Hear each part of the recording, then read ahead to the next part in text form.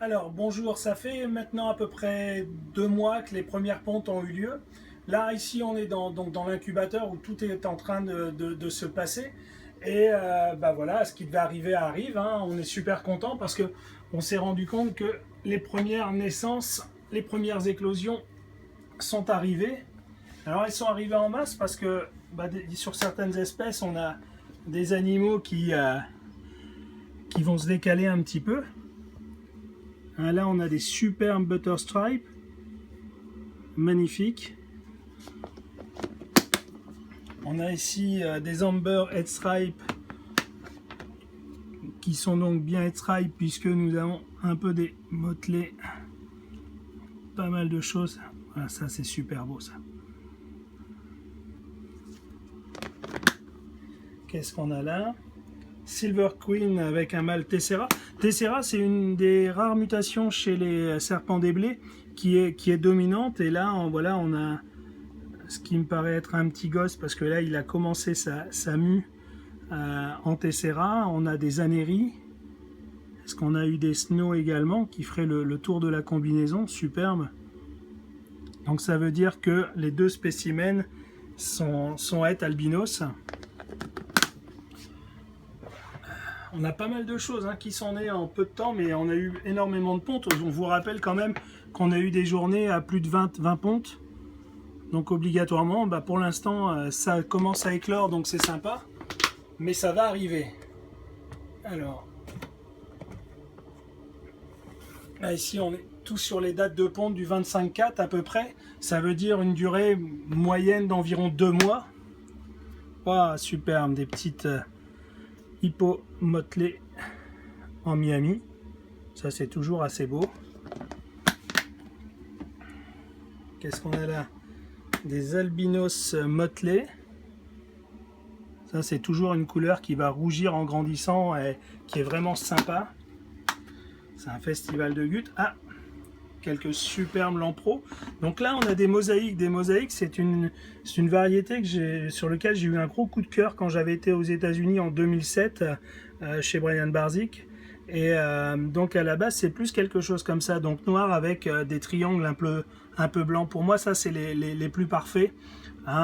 Mais après on a quelques variantes avec des petits spots sur le noir qui sont aussi sympas. Et curieusement, à chaque fois qu'on a une portée, même si on reproduit mosaïque avec mosaïque, on a toujours entre guillemets, ce qui a permis de faire donc des désertiques rayés ou lignés. Et on a vraiment des choses on a toujours des superbes surprises. Regardez celui-là un peu tout moucheté, pointillé, c'est vraiment magnifique. On a également, je vois une superbe, parce que là il y avait eu quand même 9, donc c'est déjà une grosse ponte de l'Ampropeltis splendida. On pourrait comparer à des petits aspidites avec leur tête noire. Moi en tout cas je les adore. Et on a surtout des belles variétés très contrastées de noir et de jaune. Ça n'arrête pas. On a encore tout ça ici. Là on a des serpents des blés Snow Green. Alors Snow Green, c'est en fin de compte c'est la mutation Snow, mais qui a été sélectionnée pour un contraste. Alors quand elles sont petites comme ça se voit pas encore, mais en grandissant, on va vraiment voir une différence très marquée par rapport à des Snow beaucoup plus roses. Ça c'est sympa aussi. Des superbes Californiae High White. Donc on dit High White, c'est une question de proportion de noir et de blanc. Puisqu'on a des 50-50 et après on a des petites variantes ou des spécificités. Bon là on a vraiment une belle brochette, les autres doivent être cachés en dessous, on va regarder ça après. Regardez encore là ici, ça c'est magnifique. Regardez la pureté des lignes, une petite ponte, on avait un petit peu de caractère. Sortie de l'œuf. Vous voyez, ça c'est vraiment top quoi.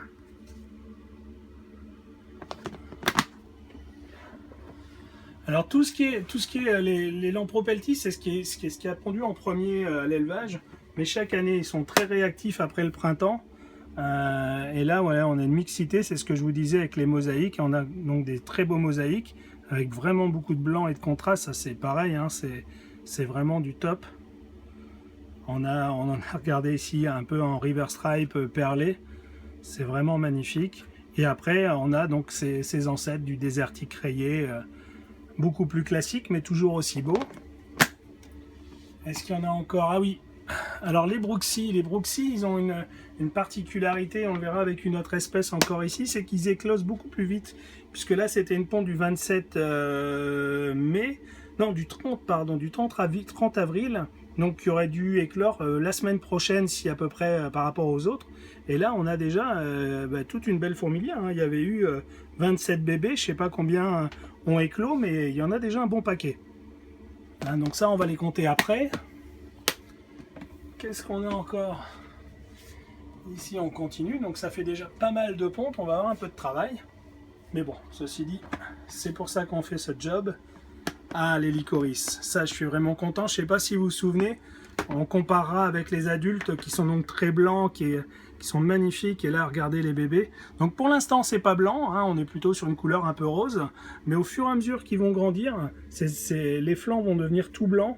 Et tout le contraste va s'intensifier. C'est vraiment des animaux magnifiques qui n'ont pas en plus mauvais caractère par rapport à des formes types qui parfois sont un petit peu plus nerveuses. Là, on a des animaux, on ne sait pas exactement pourquoi, mais elles sont beaucoup plus cool.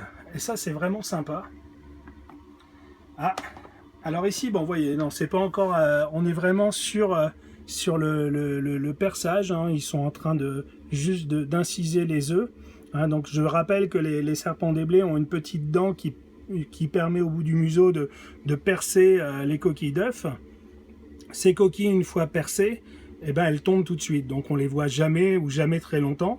Hein, mais c'est ce qui permet d'inciser les œufs et qui permet aux serpenteaux de pouvoir sortir.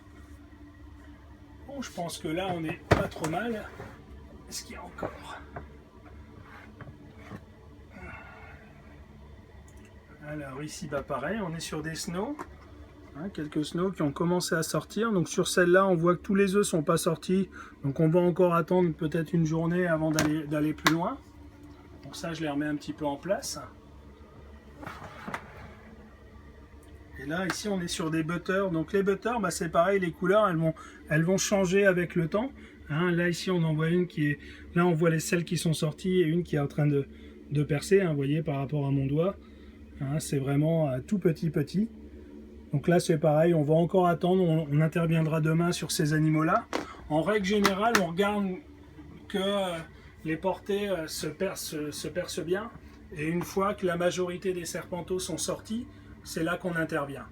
Donc là, maintenant, on va aller dans la salle à côté. On va un petit peu faire le point de tout ça, les regarder de plus près et on va les installer.